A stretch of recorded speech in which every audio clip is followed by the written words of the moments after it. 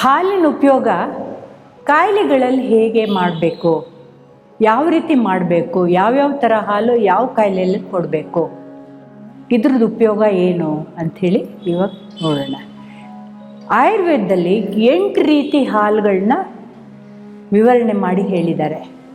ಮೊದಲನೇದಾಗಿ ತಾಯಿ ಹಾಲು. ಸೊ ತಾಯಿ ಹಾಲು ಶಿಶುಗೆ ತುಂಬಾ ಒಳ್ಳೆಯದೇ. ಹಾಗೆಯೇ ತಾಯಿ ಹಾಲಲ್ಲಿ ತುಂಬ ಒಳ್ಳೆಯ ಗುಣಗಳಿದೆ. ಅದು ದೇಹಕ್ಕೆ ತುಂಬಾ ಲೈಟ್ ಫೀಲಿಂಗ್ ಕೊಡುತ್ತೆ. ಆಮೇಲೆ ಕಣ್ಣಿನ ತೊಂದರೆಗೆ ತುಂಬ ಒಳ್ಳೆಯದು. ಹಾಗಾಗಿ ಅಭಿಷಂಧಿ, ಈ ಕಣ್ಣು ಕೆಂಪುಗಾಗತ್ತಲ್ಲ, ಕಂಜಂಕ್ಟಿವಿಟೀಸ್ ಅಂತೆಲ್ಲ ಹೇಳ್ತಾರಲ್ಲ, ಇದಕ್ಕೆ ನಾರಿ ಹಾಲು ಅಂದರೆ ಅಥವಾ ತಾಯಿ ಹಾಲನ್ನು ಸುಮಾರು ಒಂದು 10 ತೊಟ್ಟು 2 ಕಣ್ಣಿಗೂ ಬಿಡೋದು. ಶಿಶುಗೂ ಬಿಡ್ಬೋದು, ಮತ್ತು ಇನ್ನು ಯಾರಿಗಾದ್ರೂ ಬೇರೆಯವ್ರು ಬಂದರೂ ಕೂಡ ಅದನ್ನೇ ಇಡ್ಬೋದು. ಹಾಗೆ ಕೂಡ ಮೂಗು ಕಟ್ಕೊಂಡಿರೋದಕ್ಕೆ, ಮೂಗಲ್ಲಿ ಕೂಡ ಇವಾಗ ಬ್ಲಾಕ್ ನೋಸ್ ಏನಿದೆ, ಸೊ ಇದಕ್ಕೆ ಕೂಡ ತಾಯಿ ಹಾಲನ್ನು ಸುಮಾರು ಒಂದು 10 ಡ್ರಾಪ್ಸ್ 10 ತೊಟ್ಟು 2 ಮೂಗಿನ ಒಳ್ಳೆಲ್ಲೂ ಹಾಕ್ತು ಅಂತ ಹೇಳಿದ್ರೆ ಮೂಗು ತಕ್ಷಣ ಬಿಡುಗಡೆ ಆಗತ್ತೆ. ಹಸುವಿನ ಹಾಲು ನಾನು ಹೇಳ್ದ ಹಾಗೆ ದಾರೋಷ್ಣ ಸ್ಟೇಜಲ್ಲಿ ಅಂತ ಹೇಳಿದ್ರೆ ಆಗ್ತಾನೆ ಕಡ್ದಿರೋಂಥ ಹಾಲು ಕ್ಷಯರೋಗದಲ್ಲಿ ತುಂಬ ಒಳ್ಳೆಯದು. ಕಾಯಿಸಿರೋಂಥ ಹಾಲು ಏನಿದೆ ಇದು ವಾತ ಮತ್ತು ಕಫದ್ದು, ಅಂದರೆ ಹೊಸ ಜ್ವರದಲ್ಲಿ ಕೊಡಬಾರ್ದು, ಹಳೆ ಜೀರ್ಣ ಜ್ವರದಲ್ಲಿ ಇದು ತುಂಬ ಒಳ್ಳೆಯ ಔಷಧಿ. ಹಾಗೆಯೇ ಪಿತ್ತದ ಕಾಯಿಲೆಗಳಲ್ಲಿ ಕೂಡ ಸ್ವಲ್ಪ ಹಾಲನ್ನು ಸಕ್ಕರೆ ಹಾಕಿ ಕೊಡ್ತೀವಿ. ಸೊ ಇದು ಒಳ್ಳೆಯದು. ಶುಕ್ರ ದೌರ್ಬಲ್ಯದಲ್ಲಿ ಮತ್ತು ಇನ್ಸ್ಟ್ಯಾಂಟ್ ಎನರ್ಜಿಗೆ ಬೇಕು ಅಂತ ಹೇಳಿದ್ರೆ ಹಾಲನ್ನು ಕಡಿಯ ಕೋಲಲ್ಲಿ ಕಡಿದ್ಬಿಟ್ಟು ಅದನ್ನು ಕುಡಿಯೋದೇನಿದೆ ಇದು ತುಂಬ ಒಳ್ಳೆ ಫಲಕಾರಿಯಾಗಿರುತ್ತೆ. ಕೆಲವ್ರು ಹೇಳ್ತಾರೆ ನಮ್ಗೆ ಬಂದು, ನಂಗೆ ನಿದ್ದೆನೇ ಬರಲ್ಲ, ನನಗೆ ರಾತ್ರಿಯೆಲ್ಲ ನಾನು ಏನು ಮಾಡಿದ್ರೂ ನಿದ್ದೆನೇ ಬರಲ್ಲ ಡಾಕ್ಟ್ರೆ, ಏನು ಮಾಡೋದು ಅಂತ ಕೇಳ್ತಾರೆ.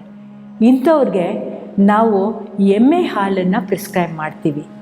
ಎಮ್ಮೆ ಹಾಲು ಗುರುಗುಣ ಇರುತ್ತೆ, ಅದರಲ್ಲಿ ಹಾಲು ಮಧುರ ಚೆನ್ನಾಗೇ ಇರುತ್ತೆ ಕುಡಿಯೋಕ್ಕೆ. ಸೊ ಇದು ಸ್ವಲ್ಪ ಡೈಜೆಷನ್ಗೆ ಹೆವಿ. ಹಾಗಾಗ್ಬಿಟ್ಟು ಇದನ್ನು ತುಂಬ ದಿನ ಇದನ್ನು ಉಪಯೋಗಿಸ್ತಾ ಇತ್ತು ಅಂತ ಹೇಳಿದ್ರೆ ಅಜೀರ್ಣ ಆಗ್ಬೋದು. ಆದರೆ ನಿದ್ದೆ ಬರದೇ ಇರೋರ್ಗಂತೂ ಇದು ಉತ್ತಮವಾಗಿರೋಂಥ ಔಷಧಿ. ಸೊ ಹಾಗಾಗಿ ನಾವು ಎಮ್ಮೆ ಹಾಲನ್ನು ನಿದ್ದೆ ಬರದೇ ಇರೋವ್ರಿಗೆ ನಾವು ಹೇಳ್ತೀವಿ.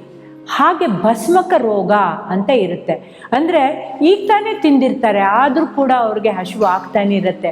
ಅವ್ರು ಏನು ಆಹಾರ ಕೊಟ್ಟರು ಅವ್ರಿಗೆ ತೃಪ್ತಿನೇ ಇರಲ್ಲ. ಇಂಥವ್ರಿಗೆ ನಾವು ಭಸ್ಮಕ ರೋಗ ಅಂತ ಹೇಳ್ತೀವಿ. ಈ ಭಸ್ಮಕ ರೋಗದಲ್ಲಿ ಕೂಡ ಎಮ್ಮೆ ಹಾಲು ತುಂಬ ಒಳ್ಳೆಯದು. ಎಮ್ಮೆ ಹಾಲನ್ನು ನಾವು ತುಂಬ ಇದನ್ನು ಪ್ರಿಸ್ಕ್ರೈಬ್ ಮಾಡಿ ತುಂಬ ಭಸ್ಮಕ ರೋಗದಲ್ಲಿ ಇದು ನಿವಾರಣೆ ಮಾಡೋಕ್ಕೆ ಪ್ರಯತ್ನ ಮಾಡ್ಬೋದು. ಇದರಲ್ಲಿ ಎಷ್ಟೋ ಜನ ಏನು ಹೇಳ್ತಾರೆ ಅಂದರೆ, ನಾನು ಹಾಲು ಕುಡಿದ್ರೆ ನನಗೆ ಸ್ವಲ್ಪ ಹಾಲು ಜೀರ್ಣನೇ ಆಗಲ್ಲ ಡಾಕ್ಟ್ರೆ, ಏನು ಮಾಡೋದು? ಇಂಥವ್ರು ಏನು ಮಾಡ್ಬೋದು ಅಂದರೆ, ಮೇಕೆ ಹಾಲು, ಎಳೆ ಮಕ್ಕಳಿಗೆ ಹಾಲು ಸಿಕ್ಕಲ್ಲ, ಸೊ ತಾಯಿ ಹಾಲು ಇರಲ್ಲ, ಆವಾಗ ಮೇಕೆ ಹಾಲು ಕೊಡ್ಬೋದು. ಮೇಕೆ ಹಾಲು ಏನಿದೆ ಇದು ನೀವು ನೋಡಿದಿರಲ್ಲ ಮೇಕೆ ಹೇಗಿರುತ್ತೆ ಅಂತ, ತುಂಬ ಸಪೂರ್ವಾಗಿರುತ್ತೆ. ಅದನ್ನು ತಿನ್ನೋದು ಯಾವ ಥರ ಎಲೆ ಅಂತೀರಿ, ಕಹಿಯಾಗಿರುತ್ತೆ ಅಥವಾ ಖಾರವಾಗಿರೋಂಥ ಎಲೆ ತಿಂದು ಅದು ಜೀರ್ಣ ಮಾಡಿರುತ್ತೆ. ಇಂಥ ಹಾಲು ಕುಡಿದ್ರೆ ತ್ರಿದೋಷ ಶಾಮಕ ಅಂತ ಹೇಳ್ತಾರೆ, ಅಂದರೆ ನಮ್ಮ 3 ದೋಷನೂ ಬ್ಯಾಲೆನ್ಸ್ ಸ್ಥಿತಿಯಲ್ಲಿಡುತ್ತೆ. ವಾತ ಪಿತ್ತ ಕಫ ನಮ್ಮ ದೇಹದಲ್ಲಿ 3 ದೋಷಗಳಿದೆಯಲ್ಲ, ಇದು ಸಮಸ್ಥಿತಿಯಲ್ಲಿಡುತ್ತೆ. ಹಾಗಾಗಿ ಇಂಥವರು ಮೇಕೆ ಹಾಲನ್ನು ಕುಡಿಬೇಕು. ಕೆಲವರು ಬರ್ತಾರೆ, ಡಾಕ್ಟ್ರೇ ನಮ್ಮ ಮನೇಲಿ ಎಲ್ಲರಿಗೂ ಬಾಲ್ಡ್ನೆಸ್ಸು, ಕೂದಲೇ ನಮಗಿಲ್ಲ, ಸೊ ನಾವು ಏನು ಮಾಡಬೇಕು? ಇಂಥವ್ರಿಗೆ ನಾವು ಕುರಿ ಹಾಲನ್ನು ಪ್ರಿಸ್ಕ್ರೈಬ್ ಮಾಡ್ತೀವಿ. ಕುರಿ ಹಾಲು ಮಧುರವಾಗಿರುತ್ತೆ, ಸ್ವಲ್ಪ ಗುರುಗುಣ ಇದೆ, ಆದರೆ ಇದು ತೊಗೊಂಡಿರೋರು ತುಂಬ ಒಳ್ಳೆ ಚೆನ್ನಾಗಿ ಕೂದಲು ನಂಗೆ ಬೆಳೆದಿದೆ ಅಂತ ಹೇಳ್ತಾರೆ. ಸೊ ಕೂದಲು ಚೆನ್ನಾಗಿ ಬೆಳಿಬೇಕು ಅಂತ ಹೇಳಿದ್ರೆ ಆವಾಗ ಕುರಿ ಹಾಲನ್ನು ನಾವು ಅದನ್ನು ಹೇಳ್ತೀವಿ. ನೀವೆಲ್ಲ ಕೇಳಿದಿರೋ ಏನೋ ಗೊತ್ತಿಲ್ಲ, SITs ಅಂತಾರೆ, ಜಲೋದರ ಅಂತಾರೆ, ಅಂದರೆ ಹೊಟ್ಟೆಲಿ ನೀರು ತುಂಬ್ಕೊಳ್ಳೋಂಥ ಕಾಯಿಲೆ. ಸೊ ನೀರು ತುಂಬ್ಕೊಳ್ಳಿರುತ್ತೆ, ಸ್ವಲ್ಪ ಲಿವರ್ ಪ್ರಾಬ್ಲಮ್ ಇರುತ್ತೆ ಅಥವಾ ಕಿಡ್ನಿ ಪ್ರಾಬ್ಲಮ್ ಇರೋದ್ರಿಂದ ಮೈಯೆಲ್ಲ ಊತ ಬರುತ್ತೆ, ಹೊಟ್ಟೆ ತುಂಬ ಒಂಥರ ಉಬ್ರಿಸ್ಕೊಂಡು ತುಂಬ ದೊಡ್ಡ ಹೊಟ್ಟೆ ಪ್ರೆಗ್ನೆಂಟ್ ಇದ್ದಾಗಿರ್ತಾರೆ. ಸೊ ಇಂಥ ಕಾಯಿಲೆಗಳಿಗೆ ನಾವು ಜಲೋದರ ಅಂಥೇಳಿ ಹೇಳ್ತೀವಿ. ಇಂಥ ಕಾಯಿಲೆಗಳಲ್ಲಿ ಒಂಟೆ ಕಾಯಿಲೆ ಅಂದರೆ ಕ್ಯಾಮಲ್ಸ್ ಮಿಲ್ಕು, ಒಂಟೆ ಹಾಲು ತುಂಬ ಒಳ್ಳೆಯದು. ಒಂಟೆ ಹಾಲು ಸಿಕ್ತು ಅಂತ ಹೇಳಿದ್ರೆ ಇಂಥವ್ರಿಗೆ ಒಂದು 15 ದಿನ ಕೊಟ್ಬಿಟ್ರೆ ಎಲ್ಲ ಸುರ್ರಂತ ಎಲ್ಲ ನೀರು ಇಳ್ಕೊಂಡು ಹೊಟ್ಟೋಗುತ್ತೆ, ಮೈ ನೀರೆಲ್ಲ. ಸೊ ಇಂಥವರು ಅದು ಒಂಟೆ ಹಾಲನ್ನು ಕುಡಿಬೇಕಾಗತ್ತೆ. ಕೆಲವ್ರು ಹೇಳ್ತಾರೆ ನನಗೆ ಮೈಯೆಲ್ಲ ತುಂಬ ನೋವು, ತುಂಬ ವಾತ, ಶಾಖವಾತ ಅಂತ ಹೇಳ್ತಾರೆ ಆಯುರ್ವೇದದಲ್ಲಿ.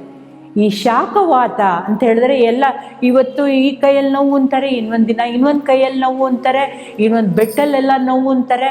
ಈ ರೀತಿ ನೋವುಗಳು ಒಂದೊಂದು ಕಡೆ ದಿನಾ ಹೇಳ್ತಾ ಇರ್ತಾರೆ. ಇಂಥವ್ರಿಗೆ ಕತ್ತೆ ಹಾಲು ತುಂಬ ಒಳ್ಳೆಯದು ಅಂತ ಹೇಳ್ತಾರೆ. ಮತ್ತು ಕತ್ತೆ ಹಾಲು ಈ ಬಾಲರೋಗದಲ್ಲಿ ಕೂಡ ಕೊಡ್ತಾರೆ. ಇದು ಸ್ವಲ್ಪ ಹುಳಿ ಮತ್ತು ಉಪ್ಪಾಗಿರುತ್ತೆ. ಈ ಹಾಲನ್ನೆಲ್ಲ ಕಾಯಿಸ್ಬಿಟ್ಟು ಕೊಡಬೇಕು. ಮತ್ತು ಈ ಒಂಟೆ ಹಾಲು ಇದೆಯಲ್ಲ, ಈ ಹಾಲಿಗೆ ನಾವು ಸಾಮಾನ್ಯವಾಗಿ ಎಲ್ಲ ಹಾಲನ್ನು ಕೊಟ್ಟರೆ ಜಂತು ಹುಳುಗಳು, ಹೊಟ್ಟೆಲಿ ಹುಳ ಇದೆಯಲ್ಲ ಇದು ಜಾಸ್ತಿ ಆಗುತ್ತೆ ಅಂತಾರೆ. ಸೊ ಹೊಟ್ಟೆಲಿ ಹುಳ ಇರೋರು ಹಾಲು ಕುಡಿಬಾರ್ದು ಅಂತಾರೆ. ಅಂಥವ್ರಿಗೆ ಒಂಟೆ ಹಾಲು ಕೊಡ್ಬೋದು. ಸೊ ಕ್ಯಾಮಲ್ ಹಾಲು ಕುಡಿಯೋದ್ರಿಂದ ಈ ಕೀಟಾಣುಗಳು ಅಥವಾ ವರ್ಮ್ ಇನ್ಫೆಸ್ಟೇಷನ್ ಏನಿದೆ ಇದು ಕಂಪ್ಲೀಟಾಗಿ ಕಮ್ಮಿ ಆಗತ್ತೆ. ಆನೆ ಹಾಲು ಬಗ್ಗೆ ಕೇಳಿದ್ದೀರಾ ನೀವು? ಈ ಆನೆ ಹಾಲೇನಿದೆ ಇದು ಜೀರ್ಣ ಮಾಡೋಕ್ಕೆ ತುಂಬ ಕಷ್ಟ.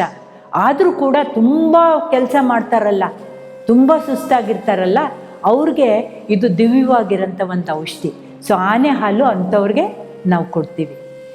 ಹಾಗೆಯೇ ಕುದುರೆ ಹಾಲು.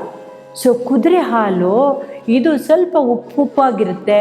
ಮತ್ತು ಇದು ಏನು ಮಾಡುತ್ತೆ ಅಂತ ಹೇಳಿದ್ರೆ ತುಂಬ ಶಕ್ತಿ ಕೊಡೋಂಥದ್ದು. ಇದು ತುಂಬ ತೀವ್ರ ಮಾಡುತ್ತೆ, ನಿಮಗೆ ಎಲ್ಲ ಶಕ್ತಿ ಚೆನ್ನಾಗಿ ಬರುತ್ತೆ. ಮತ್ತು ಎಲ್ಲ ಮೈಕೈ ನೋವು ಇದೆಲ್ಲ ಕಮ್ಮಿ ಮಾಡುತ್ತೆ. ಇದಕ್ಕೆ ಕುದುರೆ ಹಾಲು ಕೂಡ ಹೇಳ್ತೀವಿ. ಇವಾಗ ತಾನೇ ಕೋವಿಡ್ ಬಂದು ಹೋಯಿತು. ಎಷ್ಟೋ ಜನ ಏನಂತ ಹೇಳ್ತಾ ಇದ್ರು ಅಂದರೆ ನಂಗೆ ವಾಯ್ಸೇ ಬರ್ತಿಲ್ಲ, ನನ್ನ ಗಂಟ್ಲೇ ಹೊಟ್ಟೋಗ್ಬಿಟ್ಟಿದೆ ಅಂತ ಹೇಳ್ತಾರೆ. ಸೊ ಇಂಥವ್ರಿಗೆ ಕುದುರೆ ಹಾಲು ತುಂಬ ಒಳ್ಳೆಯ ಔಷಧಿ, ತುಂಬ ಚೆನ್ನಾಗಿ ಕೆಲಸ ಮಾಡಿದೆ. ಕುದುರೆ ಹಾಲು ತುಂಬ ಒಳ್ಳೆಯದು. ಸೊ ಇದಿಷ್ಟನ್ನು ನಾವು ಕಾಯಿಲೆಗಳಲ್ಲಿ ಬಂದರೆ ಹಾಲನ್ನು ನಾವು ಹೇಗೆ ಉಪಯೋಗ ಮಾಡಬೇಕು ಅಂತ ಹೇಳಿದೆ. ನಮಸ್ಕಾರ.